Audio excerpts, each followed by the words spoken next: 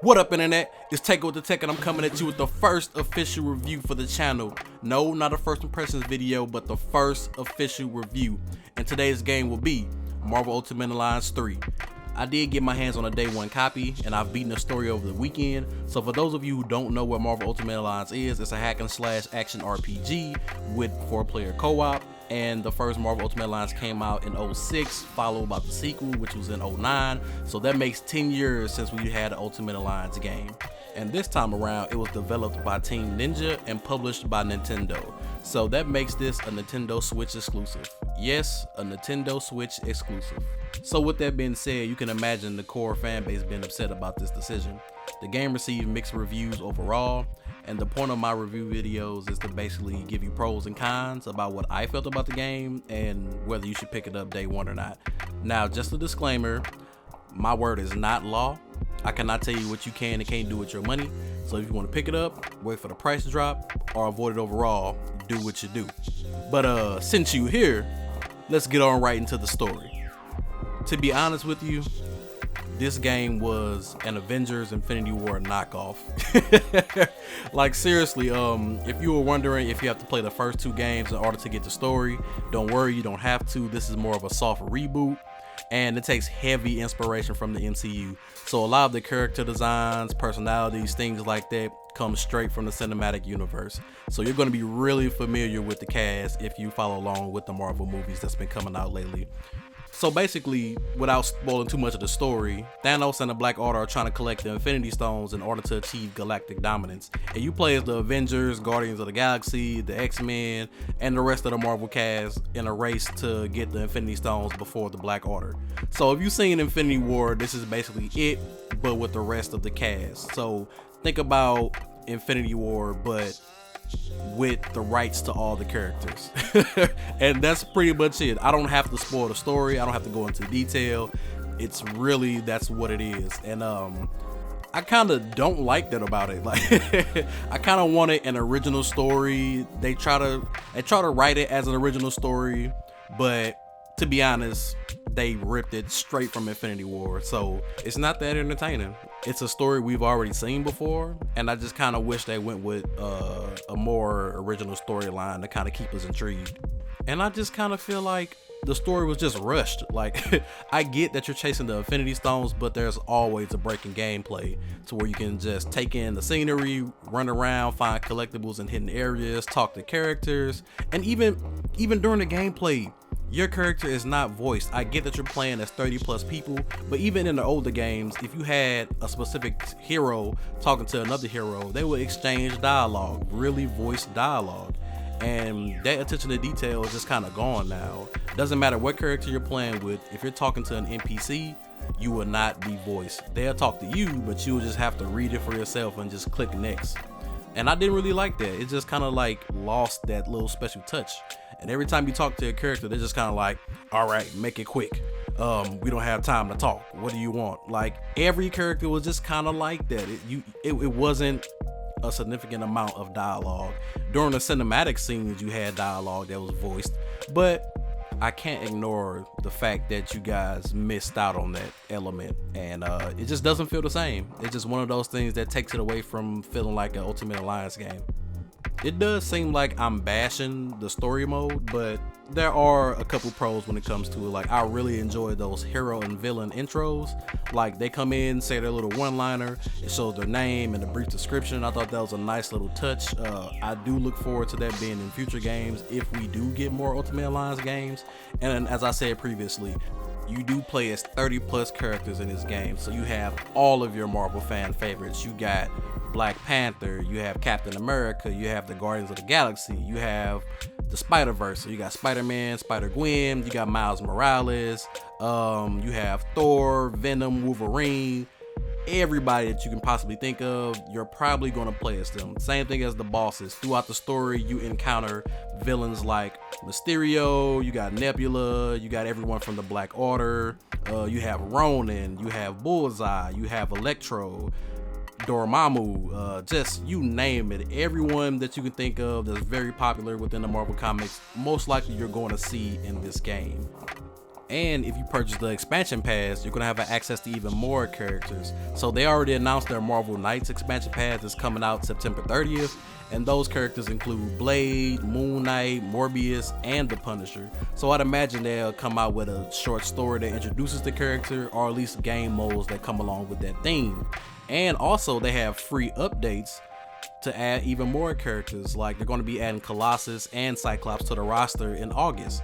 So if they continue that trend where they're coming out with stuff for the expansion pass and other free updates to characters that we might want, you might be looking at a hefty roster of over 40 plus characters, because I'd imagine with the X-Men and the Fantastic Four expansion pass, they're going to add 4 players and more game modes. So there are pluses if you get that expansion pass, and it all comes together. If you pay 20 more bucks, you're going to be getting all of that. So I'm definitely down for that. I'm not mad. It's not like a quick cash grab or anything like that, in my opinion. It seems like a decent price for the amount of content we're going to be getting. But enough about the story. Let's get over to the best part of Marvel Ultimate Alliance 3, and that is the gameplay, of course. It is everything you would want out of an Ultimate Alliance game. It's fun, it's fast paced, it's arcadey, it has an over-the-top style. You can just come home after a long day, turn your brain off, and just smack up villains all day. Just smack them up. It's not a complicated game. You have your light attack button, you have your heavy attack button, you have a couple button combinations to synergize your attacks with your other characters on your team, and you can just pull off these flashy, over-the-top, devastating moves that just clear the entire crowd. Each character has their own set of abilities, and it changes depends on which characters you have teamed up. So we do have team bonuses in the game, and it doesn't matter what 4 characters you put together.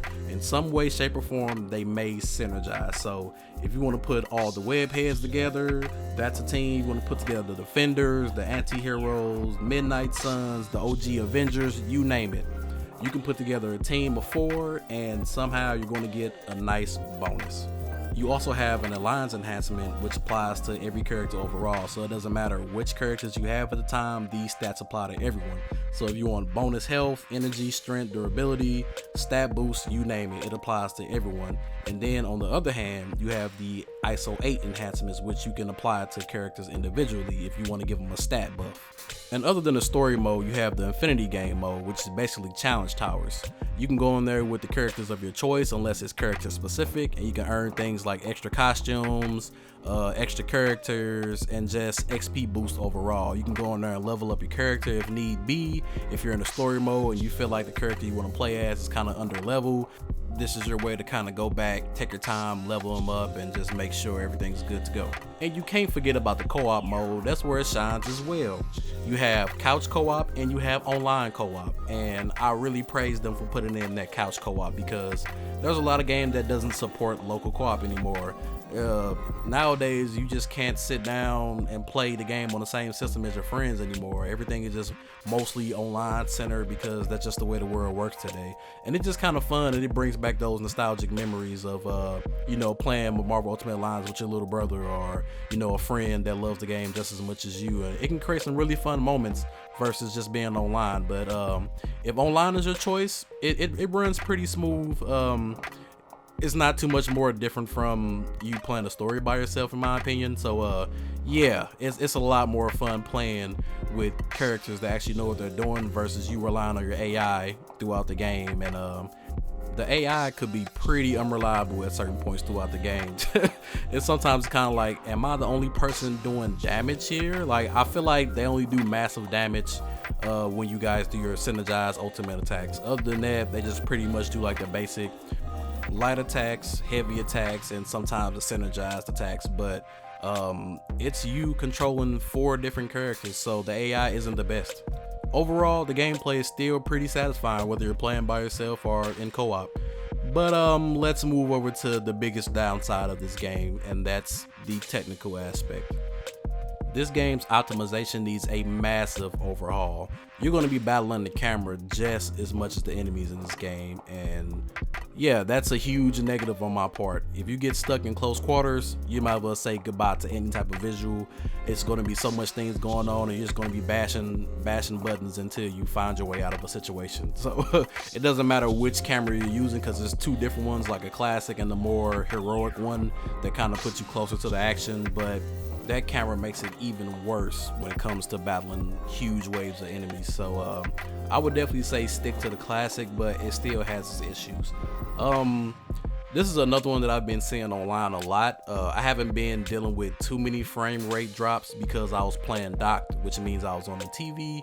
I've been hearing a lot of negative reviews when it comes to playing in handheld mode. Most people who play like that receive frame rate drops from having lots of enemies on screen, and also when they're performing like their ultimate attacks, they say they experience lots of frame rate drops throughout the game, and the game just doesn't look as nice in handheld mode versus you playing docked. So yeah, it's just a lot of technical issues with the frame rate. We kind of seen this coming from a mile away because the Switch isn't the most powerful console of all time or nothing like that. So it was kind of expected on my end, but I still have to give it that negative because so many people are having problems with the frames, and it's just something that can't be avoided. If you're having frame rate issues, then you really need to rework it and make sure that it works properly for the console that it's on. And you don't even have to deal with putting it over to the PlayStation or the Xbox. You're dealing with one console, so it should have been optimized to capacity when it comes to performance. And I just don't understand how it's dealing with something that's specifically made for the console itself. And that is another con within itself, because why make it a Nintendo exclusive when so many people were looking forward to another Ultimate Alliance game? The previous games were on pretty much every console of this generation, so why cut your audience in thirds? And yeah, it was just a poor choice in my opinion, because when the initial trailer came out, people started to get hype and they seen that it was a Nintendo exclusive, and that had people in an uproar because lots of people still don't have a Switch yet, or not even planning on buying one anyway. And some people may buy the Switch to get this game and still be kind of upset, and some people are just gonna say, you know what, I'm skipping out because I don't want to have a Nintendo Switch. I don't want to play one, and I'm not buying one just for one game. So yeah, that was just a big negative on my part as well. Fortunately, I do like playing all consoles and everything like that, expanding my variety, so picking this up wasn't an issue on my part. But it's still, I can't just say it's a positive because I got to play it. Everyone deserves to play Ultimate Alliance 3, and so many fans were looking forward to it, so I don't understand why they made it a Nintendo exclusive. And I have one more negative for this game. It just needs better tutorials. Luckily, I was able to get a hang of the game pretty fast because I like going into extra menus just to look at tips and biographies and things like that, but that's just me. Some people like to pick up the game and just play it. So I definitely seen some things in the tips that I didn't see in game with the initial tutorial, and I probably wouldn't have known how to do certain things if I didn't go into those extra menus. Again, everybody doesn't do that. They just like to pick up and play the game. So I really felt like they should have put most of everything within tutorials, and they did have on-screen tutorials throughout the game, but I just don't think that was a smart idea because most people are focusing on the action because it's really fast-paced, and it's just not enough time to really just sit and look at the tutorial that's on screen while you're fighting enemies. So they really should have found a better way to do the tutorials, or at least have a training game mode for people to go in and test out character abilities and synergies and everything of that nature. They may put that in an update. I think they really should reconsider that because yeah, those tutorials throughout the game was kind of whack. So yeah, just put in a training scenario or something like that to where we can just go in and play at our pace and just learn the mechanics a little bit better than what they put in the story mode. With the technical aspect out the way, let's move over to my last section, which is replayability. I think this game does have some replayability because once you beat the story, it gives you like a new game plus mode to where you can go back in with your same abilities and just play the game at a harder difficulty. You also have collectibles throughout the story, so if you missed any, you can go back throughout the chapters and make sure you grab everything. So maybe you missed out on a hidden passageway or a hidden area that you didn't find in your first playthrough. So now that gives you the availability to go back, play some great sections that you like with characters, and you know, just make sure you have everything, because if you're a completionist, that's just what we like to do. And you also have a ton of characters, so there's no way possible that you have every character maxed out by the time the story ends. So if you're a completionist, you want everybody capped out at the max level. So you can absolutely do that throughout the story. If you want to replay the story, if you like it, you can do the Infinity Trials that way and level your characters up. You have XP cubes that you can give to your character and give them a massive boost if you have a lot. So tons of replayability, and you have future content updates coming out with those expansion passes. So there's definitely replayability if you want to go through the story with those extra characters that you like and you really love to have in the game. So if that's your thing, you're definitely going to give it maybe a second or a third playthrough. And that is pretty much all I have for my first official review. So let's just do a quick recap for everything I've been saying today. You're probably tired of listening to me, so if you made it this far, I really appreciate that. So let's tally it up. For the pros, we do have fun gameplay. You can turn your brain off and just have fun after a long day. You have tons of characters to play as. You have a challenging game mode, which is the Infinity Trials and the New Game Plus. We have future content updates if you bought that expansion pass, and even some free ones that gives out other characters. And you have co-op, couch, and online. So if you want to jump a friend in, do that. Do it. I highly recommend that. And for the negatives, the camera really needs a massive rework. The frame rate drops need to be optimized. The story is copy and paste. Throughout the story, you have non-voice dialogue. You need better tutorials, and it's a Nintendo exclusive. I gotta give it that negative because lots of people want to play Marvel Ultimate Alliance, so it kind of sucks that the Nintendo Switch players only gets to play. So let's give it a grade point average. For the gameplay, I'm going to give it an A because the gameplay is really fun. It's the best aspect of the game, and if that's what you're in for, so be it, pick it up. It is very enjoyable. Come back after a long day, kick your feet up, and just have some fun.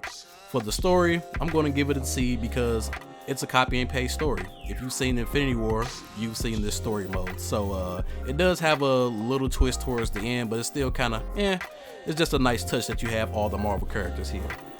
For the technical grade, I'm going to give it a big fat D. That camera needs to be fixed. The frame rates needs to be fixed.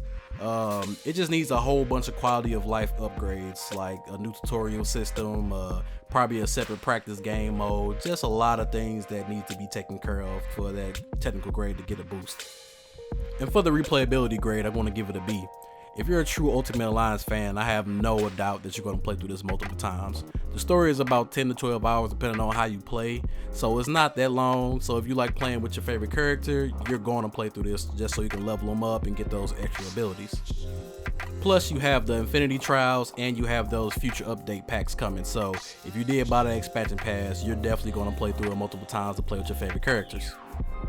And that was my take on Marvel Ultimate Alliance 3: The Black Order.